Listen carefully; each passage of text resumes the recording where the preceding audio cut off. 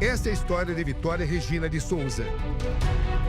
A história da execução de uma jovem de 17 anos à periferia da grande metrópole. Por trás dela estão também questões maiores e inquietantes. Algumas visíveis, outras não. E esse é também o passo a passo de duas grandes investigações. Uma policial, outra jornalística. Estamos nesse momento sobrevoando o município de Cajamar, 92 mil habitantes, região metropolitana de São Paulo, zona norte da grande metrópole. Nosso objetivo é estabelecer os pontos mais importantes, os pontos estratégicos do caso Vitória Regina. Pelo ar e pela terra, a sequência que culmina com uma execução brutal. Ó, tatuagem do braço também, tá vendo? 99% é crime de vingança, é pela crueldade. Percorremos os locais mais importantes. É mata a perder de vista. São 9 milhões de metros quadrados de muita floresta. Fica fácil compreender por que esse local foi escolhido pelos assassinos para que o corpo fosse abandonado, pela dificuldade de acesso. Esses são os homens e as mulheres da Força Tarefa que realizaram as buscas. Na tarde desse sábado, outra descoberta importante que acompanhamos de perto, com exclusividade. O corpo de Vitória Regina foi encontrado há 3 dias. Vejam só, fios de cabelo e pedaços de roupa foram encontrados aqui. Vou pedir para o comandante. Comandante, só pode descrever o que acaba de ser descoberto, por favor? Enquanto os senhores iam até o local onde ela foi encontrada, percebemos aqui um mato meio derrubado e viemos verificar e encontramos aqui cabelo, meia, um par aqui e outro par logo à frente. Refizemos as horas finais de Vitória e cada passo da Força Tarefa, que passou 70 horas em uma única semana, atrás das pistas do paradeiro da jovem. Era quarta-feira, 3h30 da tarde. Essas eram as condições. Uma área de difícil acesso. Estamos na Serra do Japi. Árvores remanescentes da Mata Atlântica. Muitos eucaliptos. Essa equipe estava em ação. São GCMs especializados em buscas. Junto com eles, o cão farejador Odin, um Bluehound belga. O que chamava a atenção deles naquele instante era um odor muito forte. Mas era um trabalho demorado, exigia muita dedicação e não havia nenhuma certeza de sucesso. Quando chegamos lá na entrada, o odor, a gente já sentiu um odor forte. Aliás, até esse momento, sim, o odor continua forte. A gente sente que o odor está forte. O corpo foi removido, mas o odor ainda permanece. Isso. Os 3 homens, mais o cão farejador, avançam por essa pequena trilha. Mesmo com 70 horas de buscas, mesmo com o forte odor, os homens ainda tinham esperança de encontrá-la viva. Infelizmente, essa esperança termina aqui. Onde e como vocês encontraram o corpo? Estava deitado aqui, né? Posição, por cima do tronco, bastante machucado, bastante inchado, pelo que a gente apurou na hora, com bastante violência. E assim os detalhes vão emergindo, e muitos deles são perturbadores. Naquela tarde, o secretário de Segurança, Leandro Arantes, chega logo em seguida. Secretário, o que é que o senhor observa? A forma como o corpo foi encontrado, antes de ser secretário, eu sou pai. E você vê uma menina com uma vida longa pela frente e ter a vida ceifada da maneira que foi, com requintes de barbárie, isso choca qualquer um. Um longo comboio varre uma área de 50 quilômetros quadrados entre mata, estradas rudimentares e zonas inóspitas. Estamos, nesse momento, percorrendo uma distância de 23 quilômetros. Estamos à procura do ponto de ônibus onde Vitória Regina desembarcou do ônibus. E onde, segundo testemunhas, havia um carro à espera dela. Uma grande caçada se estabelece. À procura de uma verdade. A verdade de Vitória. Para refazer os passos de Vitória Regina, é preciso vir até o bairro do Polvilho, aqui em Cajamar. Esta é a padaria onde ela trabalhou durante 7 meses. Leandro Alonso é o proprietário da padaria onde Vitória Regina trabalhou. Como é que foi o período em que ela esteve aqui? Trabalhou sossegado com a gente. Ela começou como menor aprendiz. E aí, com o desenvolvimento do trabalho dela, a gente efetivou ela. Algum dia ela chegou a manifestar algum tipo de preocupação com a segurança dela? Não, em nenhum momento. Pra gente, não. Dias antes de sua morte, ela decidiu trocar de emprego. e atravessou a rua. Foi trabalhar ali, no principal shopping da cidade. Esse é o restaurante do shopping de Cajamar, onde Vitória Regina trabalhou nos últimos 3 dias de sua vida como caixa. Ela ainda estava em período de testes, mas já tinha recebido a informação de que seria contratada. A Vitória chegou a comentar nesses 3 dias que ela trabalhou aqui sobre estarem seguindo ela? Não, não. Em momento algum, não. Não parecia preocupada com a segurança? Não, não parecia preocupada. Tipo, era uma menina, tipo, sorridente, estava sempre ativa. Nos vídeos, a personalidade de uma jovem, suas escolhas e seus caminhos. Estamos, nesse momento, sobrevoando o centro de Cajamar. Aí está o shopping onde Vitória Regina trabalhava. Do shopping até o ponto de ônibus onde ela embarcou são cerca de 100 metros. Esse vídeo ao qual tivemos acesso mostra quando Vitória deixava seu emprego no restaurante do shopping em direção ao primeiro ponto de ônibus. São 11 horas da noite. Ela atravessa a rua. Aqui começa a última jornada de Vitória Regina. Esse é o ponto de ônibus onde ela embarcou. E esse é o ônibus, o da linha 900. Tudo parecia normal quando ela embarca em sua última viagem. Supostamente, seria o caminho de volta para casa. Mas não seria assim. 20 minutos depois, uma primeira parada. Tivemos acesso à última publicação nas redes sociais de Vitória antes de desaparecer. Às 11h21, depois de deixar o trabalho, ela escreve: "Bora para casa descansar, que amanhã tem mais."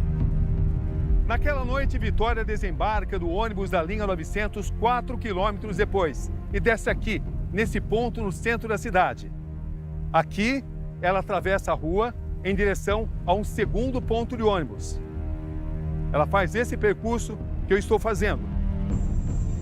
O outro ponto de ônibus fica do outro lado da rua. E daqui, dessa posição, ela iria tomar o ônibus da linha 930 em direção à casa onde morava. Daqui, ela envia uma mensagem para uma amiga. Demonstra preocupação, sinais de que ela estava sendo seguida. Passou uns caras no carro e eles falaram: "E aí, vida, aí tá voltando?" Ai, meu Deus do céu, eu vou chorar, vou ficar mexendo no celular, vou nem ligar pra eles. Ela foi abordada por um veículo com 2 a 4 caras, onde mexeram com ela e ela se comunica com a amiga dela, passando já a sensação de que estava muito preocupada. O carro que Vitória se refere é flagrado pelas câmeras de segurança. Um modelo semelhante a este apreendido na última sexta-feira. A polícia desconfia que seja o mesmo que aparece nas imagens. O veículo era usado por um vizinho bem próximo de Vitória, Daniel Lucas Pereira, um dos suspeitos de envolvimento no sumiço da jovem. É o que afirma o diretor do Departamento de Polícia Judiciária, Luiz Carlos do Carmo. Esse suspeito foi ouvido, foi apreendido o celular dele e está sendo encaminhado para a perícia. Mas nós já visualizamos que nele tinha imagens que foi gravado no caminho entre o ponto de ônibus até a residência da vítima. Ele fez várias gravações dessa passagem. Ele participou, né, do velório, no enterro e conduziu, acho que alguém da família. Meia-noite no dia 26 de fevereiro. Vitória entra no ônibus com destino à zona rural onde morava e mostra preocupação com 2 meninos que estavam com ela no ponto. Essa é sua última mensagem. Ai, amiga, mas tá de boa, sabe? Ele estava do ônibus, só que nenhum deles desceu no mesmo ponto que eu. Então, tá de boa, não tem problema nenhum. Assim que ela desceu aqui, ela me avisou que ele não tinha descido no mesmo ponto que ela. Aí depois disso, ela não me mandou mais mensagem. O que se constatou logo no início? Se constatou o último ponto que ela desceu, foi feito através das nossas câmeras municipais, a cidade é monitorada, nós vimos os últimos passos dela. Quarta-feira, 5 de março, o corpo de Vitória é encontrado. A polícia não tem dúvidas. A jovem foi levada a um cativeiro antes de sua morte. Nós temos certeza, porque o local, ele fala nós chamamos o exame perinocroscópio, que é para detectar o exame no local. E lá naquele local não encontrou resíduos hematológicos que poderiam indicar que ali foi o crime. Sábado 8 de março, uma verdadeira caçada aos suspeitos. O cruzamento de dados leva os investigadores até esse endereço na Grande São Paulo. A casa onde Vitória teria sido feita refém. Isso é importante a gente tentar achar onde ocorreu essa barbárie. Em Cajamar, acompanhamos o momento que esse jovem tem a casa averiguada e seu celular apreendido. Seu nome é Matheus Marques. Trata-se de um dos passageiros que Vitória relata ter embarcado com ela no ônibus de volta para casa. Conseguimos um contato com Matheus Marques. Veja suas explicações. Ele desce um ponto depois da jovem. Querendo ou não, eu desci depois dela, né? No lugar da família, no lugar do irmão, eu também queria saber as informações, né? E eu tô aí, à disposição aí da polícia, à disposição aí pra gente chegar logo aí na conclusão. Aqui no mesmo bairro de Porunduva, na zona rural de Cajamar, encontramos a casa onde vivia Vitória Regina. Aqui sou recebido pelos pais dela. São muitas emoções, desabafos e informações. Uma família humilde. O pai, seu Carlos Roberto, sofre de paralisia desde a infância. A família já tinha perdido um outro ente há 14 anos. Um irmão de Vitória que sofreu um acidente de moto a poucos quilômetros de casa. Seu Carlos Roberto, dona Sandra Regina, o país está comovido. Vocês esperavam tamanha reação, tamanha solidariedade? Sinceramente, não. Vocês ainda estão sem chão, né? Sim, é muito difícil processar tudo isso que está acontecendo. Muito difícil. Parece que um chão se abriu e uma hora eu vou acordar. Quando o senhor notou que a sua filha tinha desaparecido? Quando deu o horário do último ônibus chegar e deu o horário dela chegar aqui em casa e ela não chegou. Qual foi a última notícia que o senhor recebeu da sua filha, seu Carlos? A última notícia que eu recebi dela foi a própria amiga dela que passou para mim. Que tinha uns caras mal encarados no ponto do ônibus e ela estava com medo.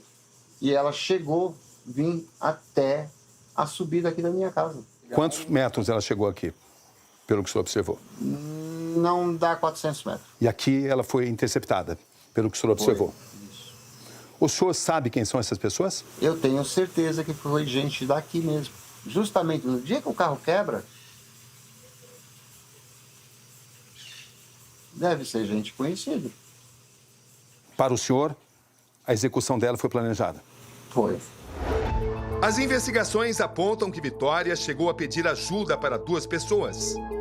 Uma delas é seu ex-namorado. Em depoimento, ele diz que não tinha contato com Vitória há 4 meses.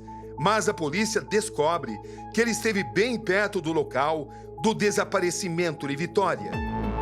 Quando a vítima desce, ela teria que percorrer 15 minutos. Ali houve o arrebatamento. Naquele momento, nós puxamos as herbes para ver com relação a quem estaria naquela localização. E saiu a herbe do Gustavo, o ex-namorado dessa moça. No primeiro momento, conversa com os policiais e diz que faziam 4 meses que não conversavam com a vítima. Quando ele vê que ele foi contraditado com as herbes, ele muda a versão e fala que estava numa casa próxima a deles, a da vítima, junto com uma outra testemunha. Muita gente enxerga como um caso de vingança, de traição, de ciúmes. O que o senhor enxerga? Ciúmes. Pode ser. Inveja. Pode ser. Existem 2 pessoas muito importantes nesse caso. O ex-namorado e o ex-ficante. Uhum. O que o senhor sabe sobre a participação de cada um deles? O do polvilho lá, que é o Gustavo, que era o ex-namorado, eu não posso nem falar nada dele. Por quê? Porque eu tinha pedido para ela romper o namoro, ela falou para mim que tinha rompido. Deste daqui, eu também não posso falar, porque esse daqui eu nem sabia que ele existia. O ficante? É. O senhor só ficou sabendo depois? Só depois. E o que o senhor ficou sabendo? Fiquei sabendo que ela estava ficando com ele. Fala-se num tribunal do crime, algo extremamente grave. Havia sinais de brutalidade. Que tipo de reflexão o senhor faz sobre tudo isso? Fizeram tudo aquilo, raspar a cabeça, para jogar o tribunal do crime. O senhor conhece esse rapaz? Conheço. Quem é? É o tal do Matheus. Ao meu ver, ela entrou tranquila. Tipo, não percebi nada de apavoramento, coisa do tipo. O que chama a sua atenção? Se é uma pessoa que cada hora tem uma versão, como é que você confia numa pessoa dessa? O senhor desconfia dele? Desconfio, sim. E o que o senhor gostaria que o país soubesse nesse momento, seu Carlos? Tá vindo muitas mensagens aí, né, pela internet, que eu não tava nem ligando, que me viram eu não soltar nenhuma lágrima, só que nego não sabe que eu tô passando isso pela segunda vez. É o segundo filho meu que eu enterro. Algumas atitudes do pai de Vitória chamaram a atenção da investigação. Tivemos acesso ao inquérito policial que apura o assassinato de Vitória. Em um trecho do documento, o comportamento do pai dela, Carlos Alberto, chama a atenção dos investigadores.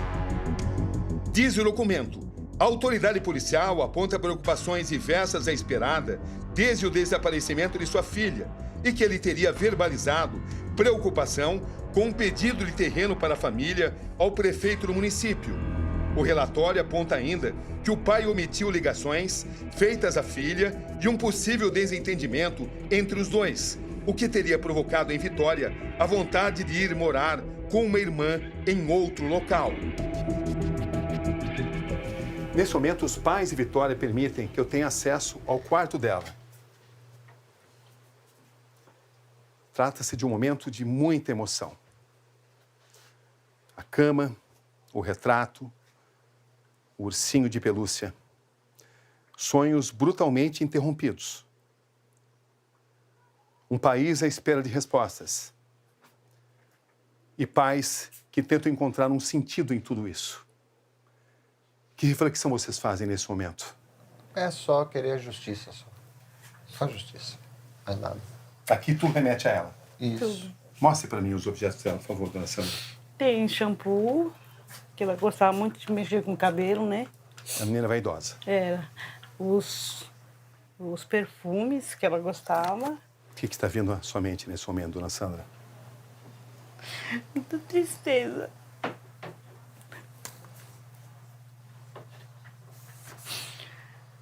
Eu não consegui falar, não. Um abraço na senhora. Gostaria que esse abraço simbolizasse o que todas as pessoas de bem do país sentem. E as pessoas de bem estão com vocês, estão com a senhora. Enquanto registrávamos o drama da família, um outro homem apontado como suspeito é preso. Trata-se de Michael Antônio Salles dos Santos. Ele é o dono de um carro prata que teria sido usado no sequestro de Vitória. No veículo, peritos encontraram material genético que pode ser da vítima. Testemunhas afirmam que chegaram a ver Michael e Daniel juntos no dia do desaparecimento de Vitória. Michael declarou que estava com a esposa, mas foi desmentido por ela na delegacia. Outros fatos em sua residência também chamaram a atenção das investigações. Nós temos testemunhas que quando passou, naquele momento, viu o carro de um dos suspeitos parado próximo ao ponto de ônibus, onde a vítima desceu. E essa pessoa estava encapuzada. Foi ouvido as testemunhas da vizinhança. Eram 3 pessoas que estavam na residência dele, conversando alto, era uma discussão, enfim. Eles ali, uma coisa anormal. Ainda é madrugada desse domingo, quando a polícia vai às ruas. O alvo é a residência de Daniel Lucas Pereira, dono do veículo branco apreendido essa semana. Os policiais entram e saem sem levar nada.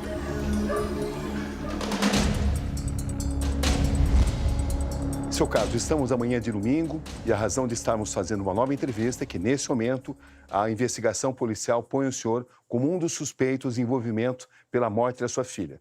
Como é que o senhor recebe essa informação? Com muito surpresa, né? Porque qual é o pai insano, que vai querer a morte de uma filha? A autoridade questiona, por exemplo, o fato do senhor ter feito várias ligações à sua filha e de não ter mencionado isso aos investigadores em seu depoimento. Nunca ninguém me perguntou nada sobre ligação. E qual é o pai que uma filha desaparece e ele não tenta falar com ela? Liguei várias vezes mesmo. Os policiais afirmam que ela queria sair da sua casa, que ela queria morar com a sua filha, a irmã dela. Essa afirmação é mentirosa, porque ela ia para a casa da minha filha porque lá ficava mais perto do serviço dela. O senhor chegou a pedir um terreno para a prefeitura de Cajamar? Eu cheguei a falar com o prefeito, sim. Que eu falei para ele, se ele conseguisse qualquer lugar para mim ir, eu queria ir, porque aqui eu já perdi 2 filhos aqui. O fato de ser considerado suspeito nesse momento tira a sua tranquilidade, Carlos? Cada vez mais eu fico com o coração mais partido, você entendeu? Mais partido. Porque a desconfiança de eu ser o pai dela, eu ter feito uma coisa dessa... O senhor teme que o sigilo do seu telefone seja quebrado? Não. Não tenho nada que esconder. Que mensagens existem nesse celular? Um monte de mensagem dela.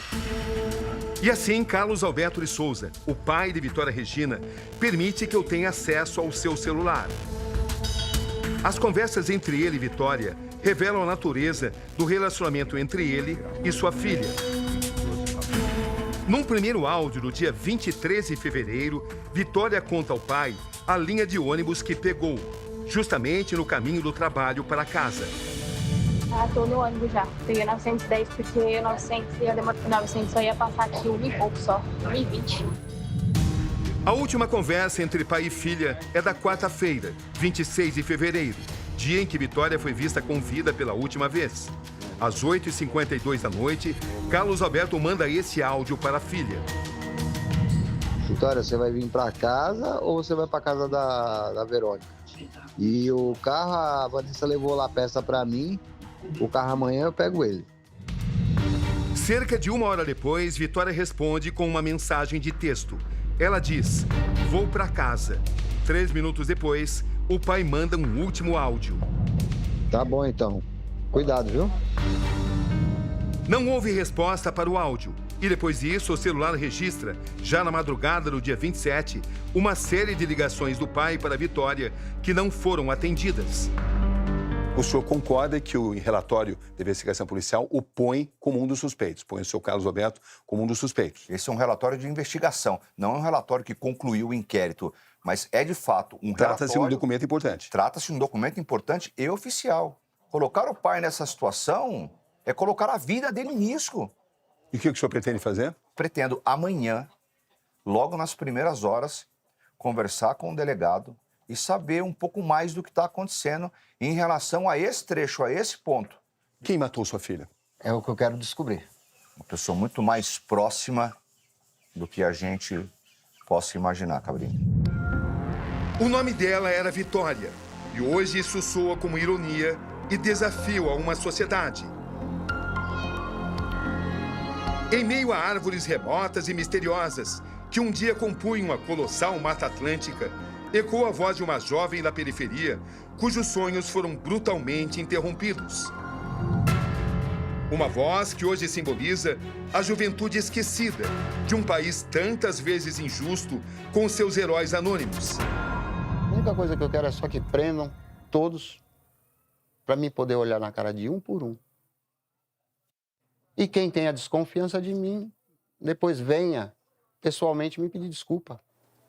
O senhor está confiante de que a justiça vai ser feita? Claro, claro que estou. Se eu puder dar a vida para descobrir, eu dou.